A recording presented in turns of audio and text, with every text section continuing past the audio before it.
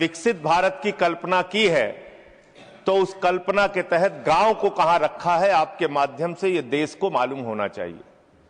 हमारे total budget का भारत सरकार ने जो पूरा बजट 2026 और 27 के लिए प्रस्तुत किया मान्यवर, उसका मात्र 3.6% बजट ग्रामीण विकास के लिए रखा है।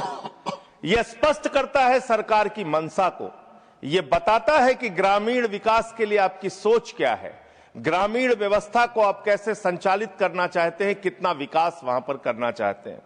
मान्यवर, बहुत सारी योजनाएं गांव के विकास के लिए चलाने का दावा सरकार की ओर से किया जाता है। उसमें से एक प्रमुख योजना है जिसका ढिंढोरा भारत की सरकार बार बार पीटती है, जल जीवन मिशन, जल जीवन मिशन, हर घर जल की योजना, हर घर जल की योजना। वो जल जीवन मिशन क्या है मान्यवर, जिसके ऊपर आप लाखों करोड़ रुपए अब तक खर्च कर चुके हैं। गांव गांव में पाइप से पानी पहुंचाने के नाम पे लोगों से आप पैसा लेंगे, वहां की जनता को मीटर लगा के पैसे की वसूली करेंगे, जो व्यवस्था पहले नहीं थी। उसके बाद आपने गांव गांव में सड़कों की खुदाई कर दी। जो ग्रामीण व्यवस्था के अंदर जिला पंचायत से सड़क बनी थी, ग्राम सभा से सड़क बनी थी, जो गांव के विकास के लिए पैसा लगा था, उसको जल जीवन मिशन के तहत सड़कें खोद के, गांव के रास्ते खोद के उसको बर्बाद करने का काम किया गया। तो जल जीवन मिशन जन जीवन को अस्त व्यस्त कर रहा है। एक तो ये उस मिशन की खासियत है जो सरकार को सोचना और जानना चाहिए। दूसरी बात मान्यवर, मेरा तो कहना छोड़ दीजिए, भारतीय जनता पार्टी के एक विधायक है ब्रजेश राजपूत जी, उन्होंने उत्तर प्रदेश के सरकार के मंत्री का घेराव किया। मान्यवर, अरे मान्यवर, देश का सबसे बड़ा राज्य है, उसी राज्य से आप भी आते हैं, हम भी आते हैं, उसी राज्य से आप भी आते हैं, हम भी आते हैं। तो अगर एक भ्रष्टाचार के मामले में कोई जानकारी आपके माध्यम से मैं दे रहा हूं तो जानना चाहिए मान्यवर आपको। मान्यवर, रूरल डेवलपमेंट के नाम पे इस जल जीवन मिशन में गांव गांव में टंकियां बनाई गई। उन पानी की टंकियों की हालत जाकर देखिए। वो पानी की टंकियां उद्घाटन से पहले उजड़ जाती हैं, उद्घाटन से पहले उखड़ जाती हैं, टूट जाती हैं, गिर जाती हैं। 5-5, 10-10 करोड़ की टंकियां, पाइपलाइन जो है वो टूट जाती है। तो मैंने तो इसका मामला सबसे पहले उठाया था, तब सरकार ने हमारी बात नहीं सुनी, कई मुकदमे मेरे ऊपर उल्टा करा दिया। लेकिन इनके एक विधायक ने मान्यवर अपने ही मंत्री का घेराव कर लिया, ब्रजेश राजपूत जी ने, और कहा और बीजेपी के विधायक ने कहा कि इस योजना में जबरदस्त भ्रष्टाचार है। इसलिए यह योजना भ्रष्टाचार की भेंट चढ़ चुकी है। दूसरी बात आते हैं, आपने गांव के अंदर जो तमाम और स्कीम शुरू की और उसकी हकीकत क्या है, कितना बजट निर्धारित किया, कितना खर्च किया। आपने मान्यवर मनरेगा के तहत 25-26 में 86,000 करोड़ रुपए निर्धारित किया था बजट में, और इस बार 26-27 में आपने 88,000 करोड़ रुपए मनरेगा के लिए निर्धारित किया।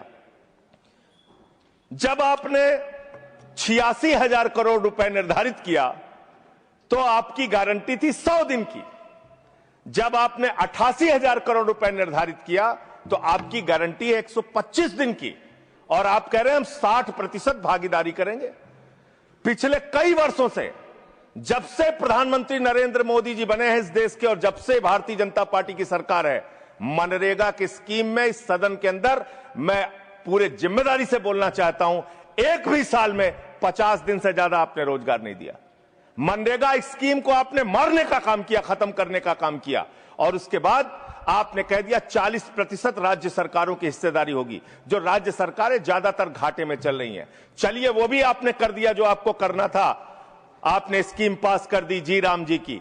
लेकिन मुझे आप जरा कृपा करके बताइए, आपके हिस्से का 125 दिन के हिसाब से रुपया बैठता है मंत्री जी 2 लाख करोड़ रुपए, तो आपने तो निर्धारित ही 88,000 करोड़ रुपए किया है। तो आप इस स्कीम में क्या सोचते हैं, क्या आपकी योजना है, और कितना आप बजट निर्धारित करना चाहते हैं? यानी कि आपकी मंशा ही साफ नहीं है कि आप मनरेगा स्कीम को गांव गांव तक चला सके।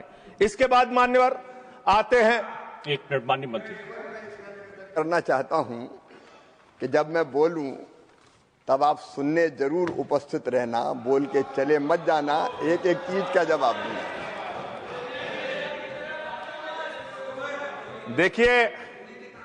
देखिए मान्यवर, भगौड़ा इस समय कौन है पूरा देश जान रहा है। भगौड़ों के बारे में मत कहिए।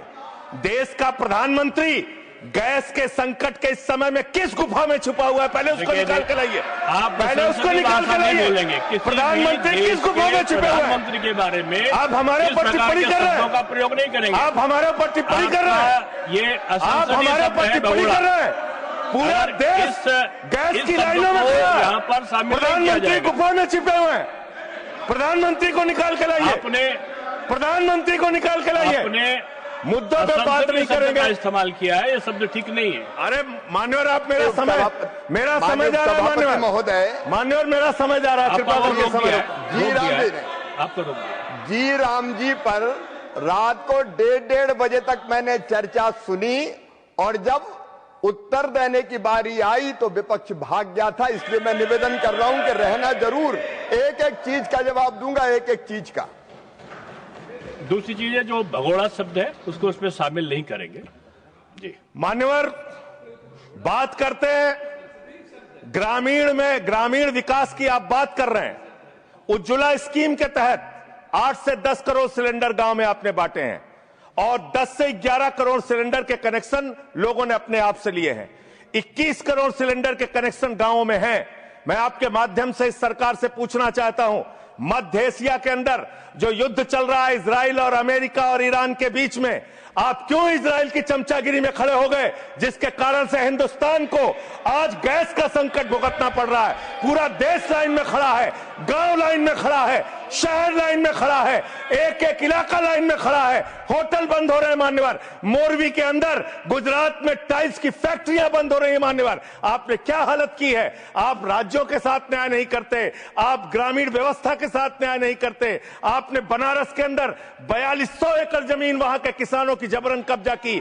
2013 का जो अधिकरण का नियम है वो नियम आपने लागू नहीं किया। वहां लाठियों से किसानों को पीट के प्रधानमंत्री के संसदीय क्षेत्र में जमीनें कब्जा करने का काम आपने किया। जो पंजाब पूरे देश का पीडीएस सिस्टम चलाता है, 50% भागीदारी पंजाब के किसानों की होती है। आपने पंजाब के रूरल डेवलपमेंट का 8000 करोड़ रुपए मार के बैठे हुए। आप बताइए क्यों आपने पंजाब का हिस्सा नहीं दिया, क्यों आप वहां के साथ सौतेला व्यवहार कर रहे हैं। बताइए इस देश को और पंजाब के लोगों को। वहां पर बाढ़ आई, आप भी गए थे मंत्री जी वहां पे दुख जताने के लिए। आपने वहां की भयावह परिस्थितियों को देखा था, बावजूद इसके 1600 करोड़ रुपए की मदद आपने घोषित की थी। 16 पैसे आपने पंजाब को नहीं दिए, 16 पैसे। यह आपकी दुर्भावनापूर्ण नीति है जो राज्यों को भुगतनी पड़ रही है, जो देश को भुगतनी पड़ रही है। और ग्रामीण विकास के नाम पर आपने इस देश के गांव में रहने वाली जनता को लगातार धोखा देने का काम किया है,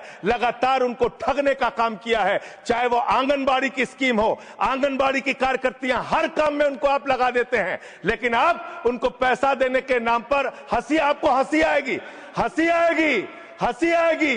आंगनबाड़ी की योजना गांव में ही चलती है, गांव में ही चलती है, हंसी आएगी आपको। मान्यवर, मैं अंत में एक ही बात कहना चाहता हूं। मंत्री जी ने कहा भागिएगा नहीं, मैं बिल्कुल बैठ के आपकी एक एक बात को सुनूंगा। मंत्री जी, ध्यान से सुनूंगा। जितनी